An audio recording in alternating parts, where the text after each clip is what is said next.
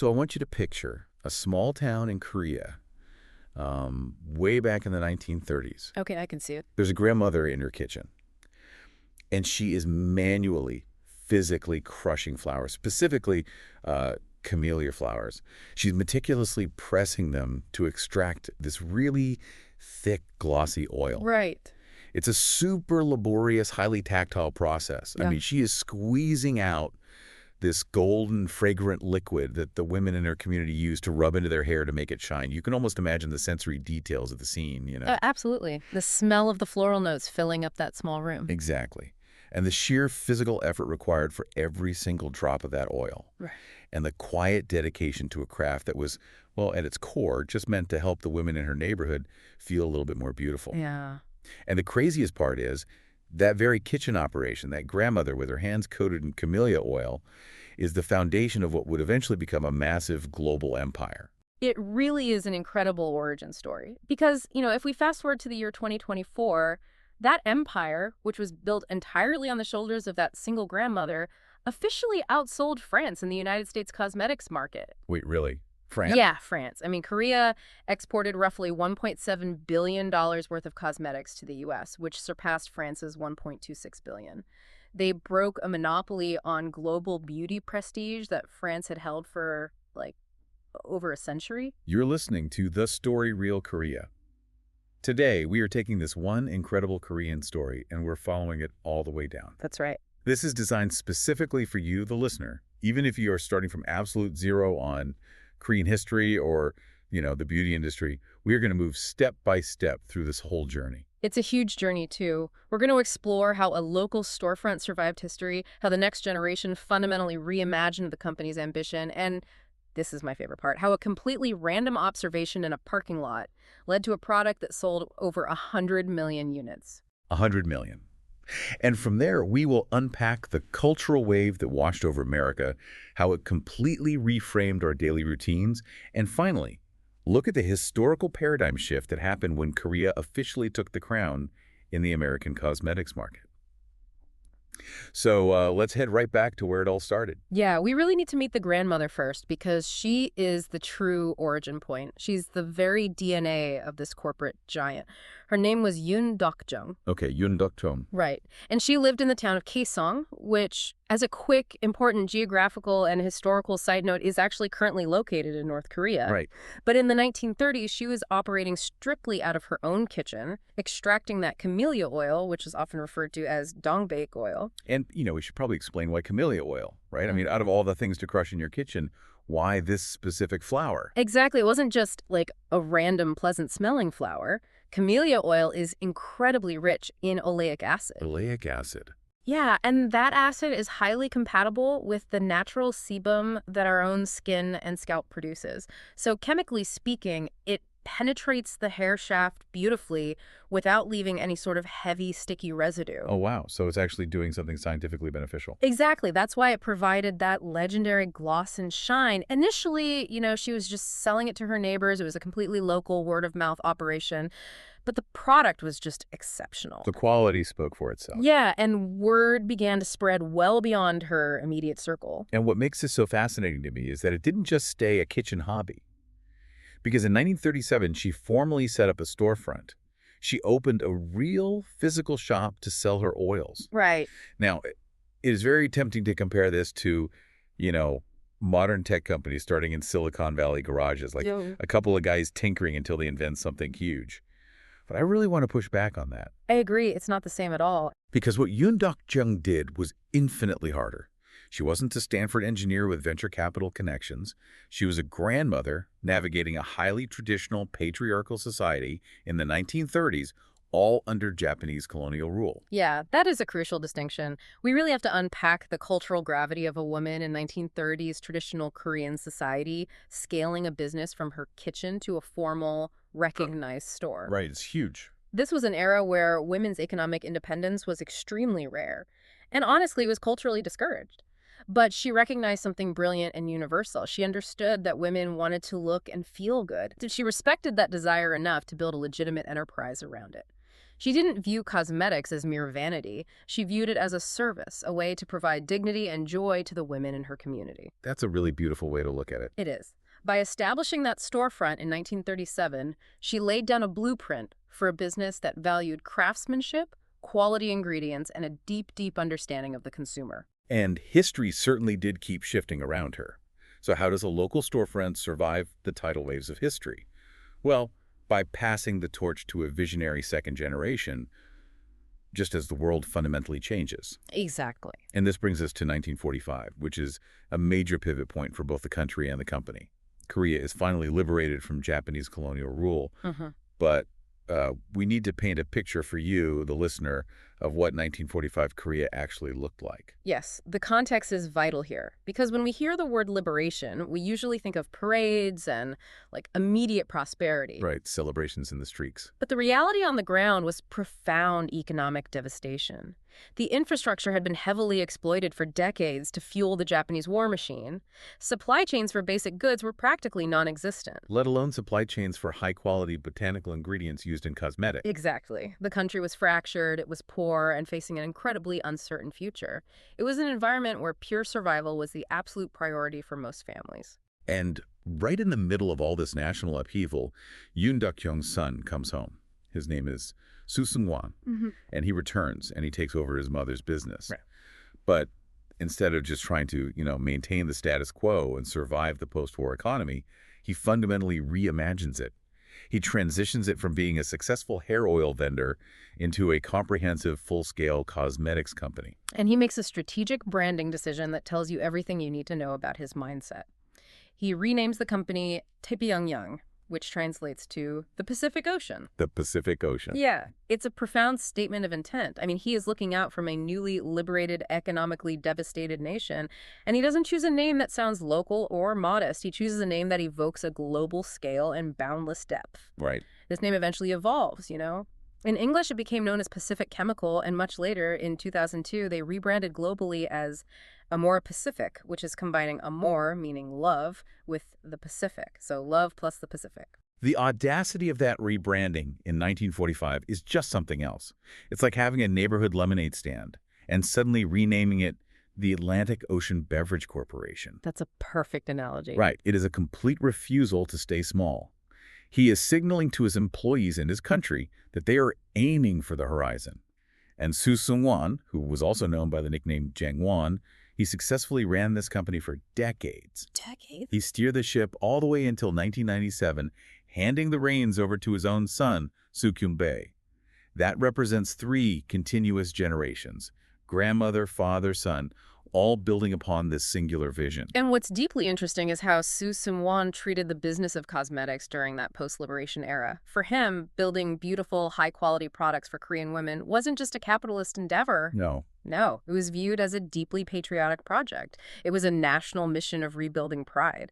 After decades of colonial rule, offering women products that allowed them to care for themselves was a way of restoring national morale. Wow, so makeup is national pride. Exactly. And this mindset fostered an absolute obsession with research and development.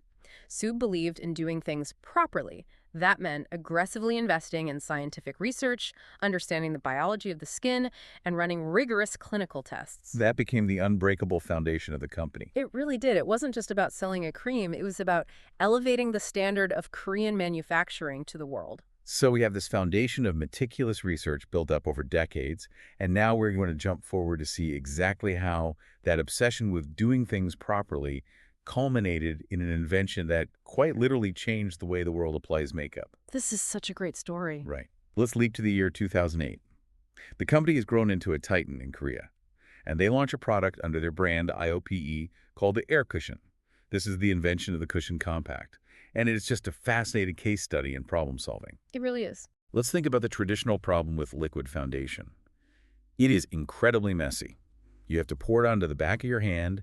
You need a separate brush or a sponge. It spills in your bag, and it's practically impossible to reapply cleanly while you are, say, sitting on the subway or at your desk. Right, traditional liquid foundation is a stationary product. It belongs on a bathroom counter. Exactly. The solution that Amorepacific engineered was to take that liquid foundation and soak it directly into a specially designed sponge, which is housed inside a portable compact that includes a mirror and an application puff. Okay, so it's all in one. Yep.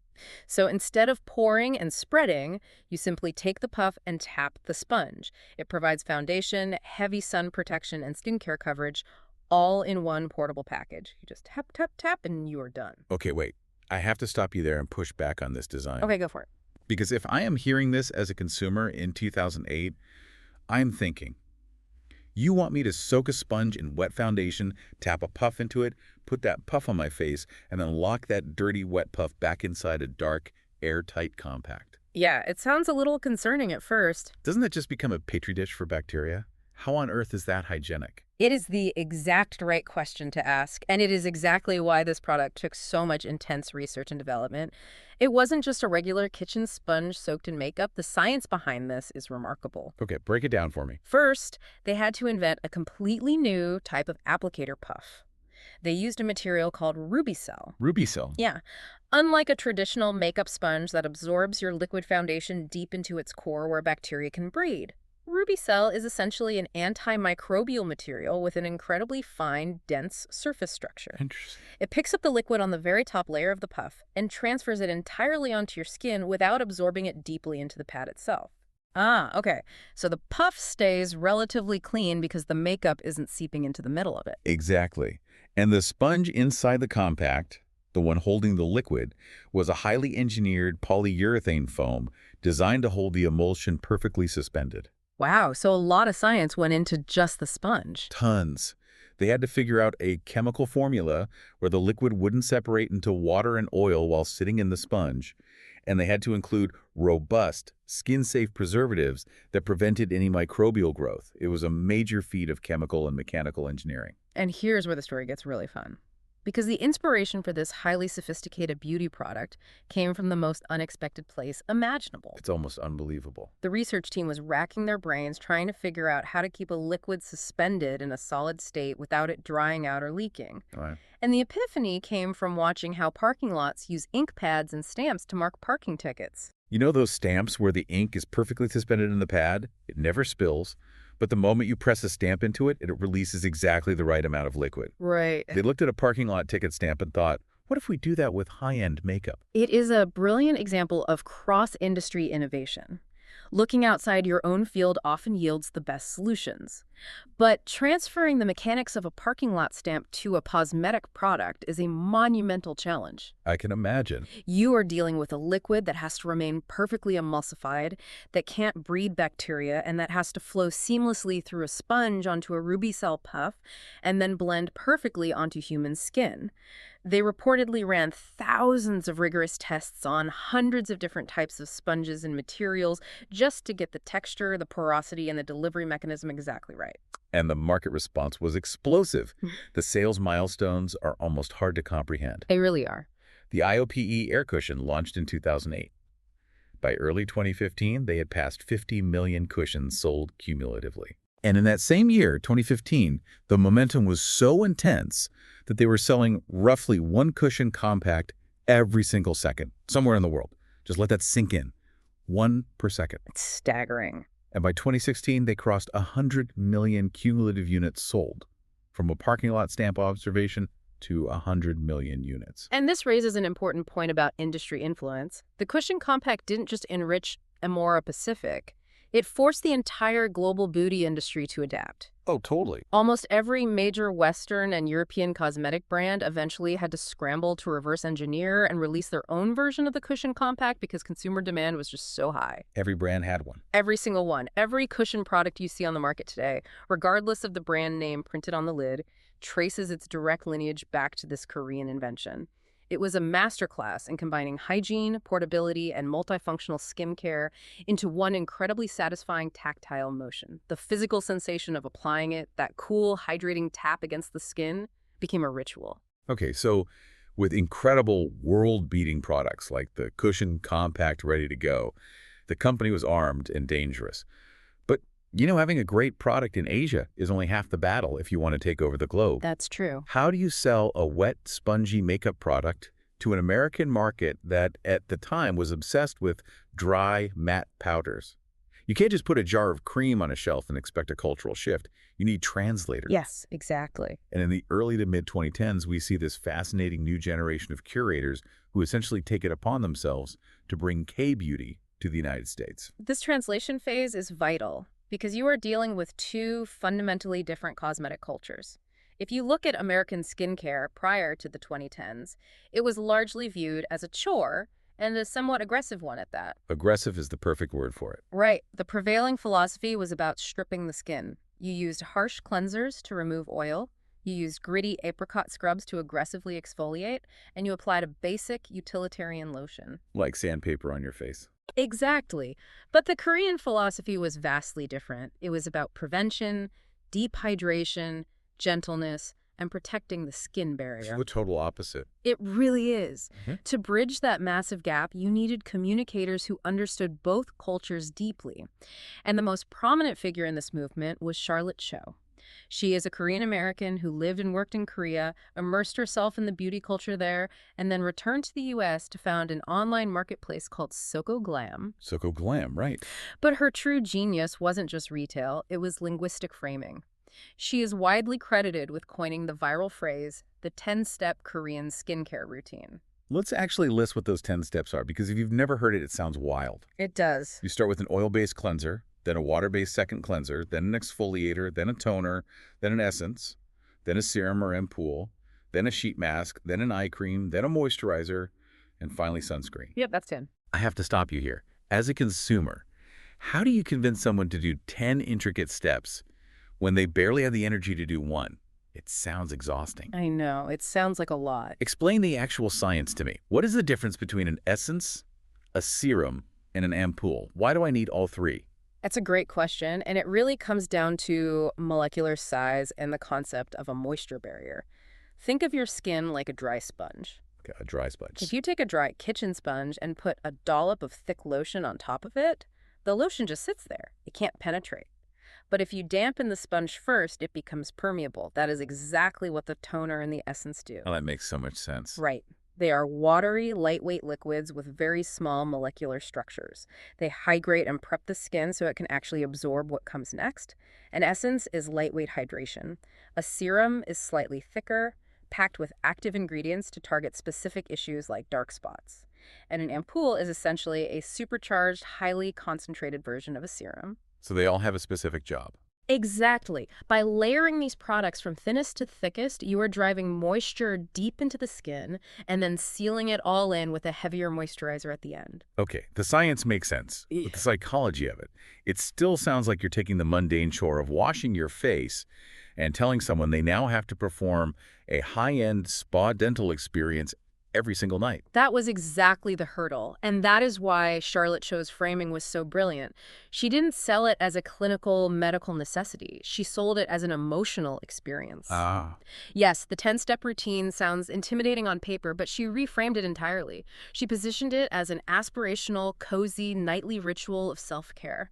In a hyper-fast, stressful American culture, she introduced the idea that taking 15 minutes at the end of the night to gently pat various beautiful, hydrating layers onto your skin wasn't a chore. It was a way to honor yourself. It was dedicated me time. Exactly. That psychological reframing was explosive. It turned a routine into a lifestyle. It made the American consumer actually want to buy multiple products because each product was a step in a soothing, enjoyable ritual. And it wasn't just Charlotte Cho pushing this narrative. There was a whole wave of passionate entrepreneurs who saw the value in K-beauty before the mainstream American market fully caught on. Definitely. A perfect example of this is the story of Glow Recipe. In 2014, two friends, Sarah Lee and Christine Chang, who had been working corporate jobs in the beauty industry, decided to take a huge leap of faith. They quit their secure jobs, pooled together about $50,000 of their own money, and started a company to curate and translate the best Korean beauty products for the American market. Their story is a phenomenal testament to the underlying power of the K-beauty movement. Because in 2015, just as this wave was really starting to swell, they went on the American television show Shark Tank to pitch their business. Oh, Shark Tank, that's high pressure. Very, and they actually received an investment offer from one of the sharks. But here is the critical moment. They turned the offer down. They walked away. They walked away from national television and a major venture capital injection because they felt the investor fundamentally undervalued them and the true potential of the K-beauty market. It was an incredibly gutsy move. Gutsy is an understatement. Turning down Shark Tank money when you've bootstrapped your company with $50,000 takes an unbelievable amount of conviction. It really does. But they knew exactly what they had. And their conviction was proven right. They pivoted from just curating other brands to launching their own glow recipe products, famously starting with a watermelon-scented sleeping mask that repeatedly sold out and went totally viral. I remember that mask. It was everywhere. Everywhere. They went on to build a brand that generated roughly $300 million in retail sales. It is a success story that proves the innate independent value of K-beauty in the American market. They didn't need a savior. The products and the philosophy were strong enough to stand on their own. If we look at the timeline here, by the mid-2010s, curators like Charlotte Cho and the founders of Glow Recipe had essentially done the heavy lifting of cultural translation. They had educated the American consumer. They paved the way. Exactly. They had normalized sheet masks, essences, and multi-step hydration routines. They built a massive, eager online audience. And this created the perfect environment for a massive corporate player like Amorepacific, which had the capital, the heritage, and the product lines to physically step in and dominate the traditional retail space. Which brings us to 2017. Thanks to all that groundwork paved online, Amorepacific was perfectly positioned to physically take over the largest, most influential beauty retailer in America, Sephora. A huge milestone. Huge. September 2017 is a watershed month for this story. Amorepacific makes two big moves. First, they opened the first U.S. flagship store for their brand Innisfree, right in New York's Union Square.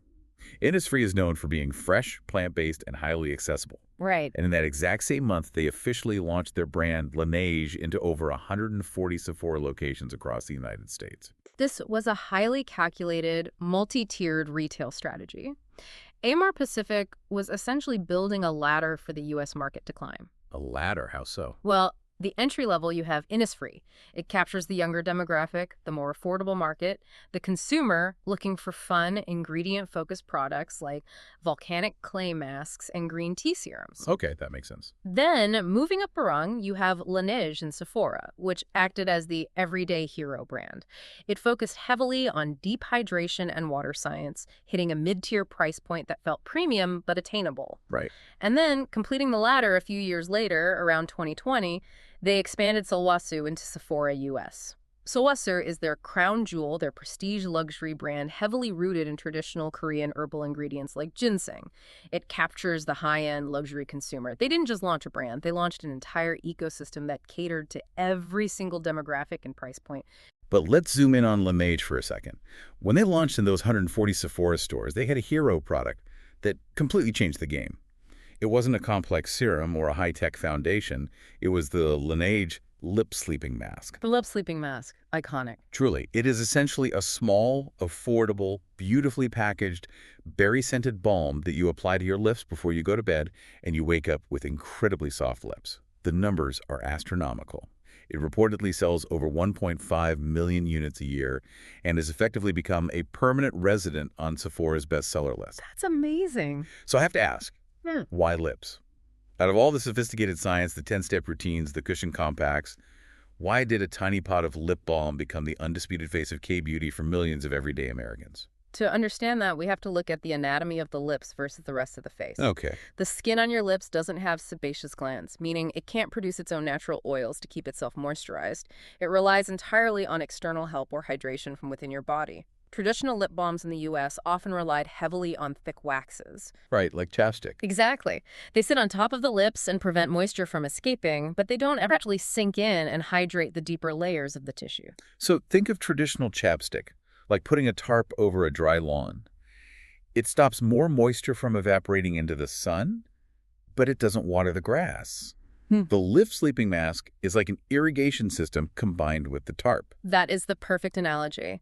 The lip sleeping mask formulated a matrix of hyaluronic acid and minerals that actively pushed moisture into the lips while simultaneously locking it in with a protective film over the course of 8 hours while you sleep. Brilliant. And strategically, it acted as the ultimate Trojan horse for retail. As we discussed, the 10-step routine was aspirational, but for a large segment of the population, it was still far too intimidating or expensive to adopt entirely. Yeah, not everyone wants to do 10 steps. Right. A consumer might walk into Sephora curious about K-beauty, but completely overwhelmed by the essences and ampoules. But the lip sleeping mask, it requires zero education. Everyone understands dry lips. If you've been to a Sephora in the last 5 years, you've probably seen those little pink tubs near the checkout register. You might even have one in your purse right now. What you probably didn't realize is that little tub was the final chess move in a 90-year corporate strategy. Precisely. It is a small, tactile, affordable impulse buy. It is completely unintimidating.